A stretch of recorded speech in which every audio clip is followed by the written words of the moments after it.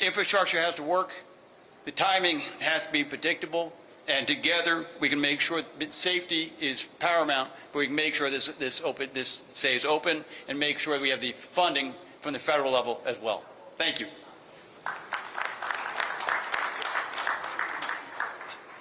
All right, we're happy to take any of the questions you may have for us. Yes? So when are thank you. So when are passengers really going to see a change or a difference and, you know, in volume and the ability to book more flights and options, things like that? So I'll take a crack at that. If I get it wrong, Chris will tell me. So we're at 28 flights an hour right now.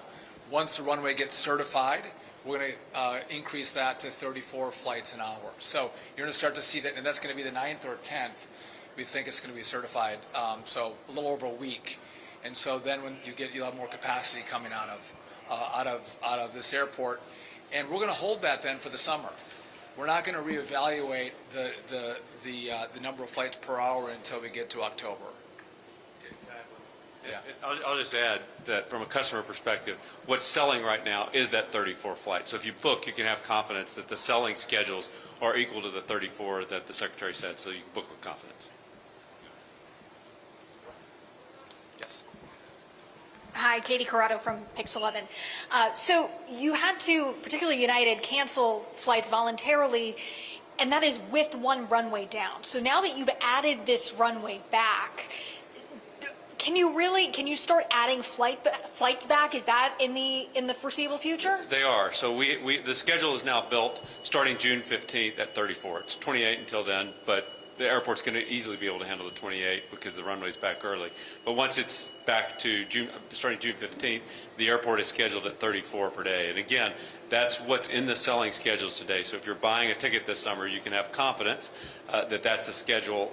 And I think we'll be able to gradually ramp that up by the time we get out to October and look at the data. But we're confident. And the other thing that United has done is fly bigger airplanes. So we'll have fewer flights. We have fewer regional jets, and we're flying bigger aircraft in to keep the number of seats for customers similar to what it was before. But the schedule is now set.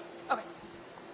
Just to add to that, we had three problems. One, the runway was getting rebuilt, and again today we're celebrating 13 days early. We had a telecom issue.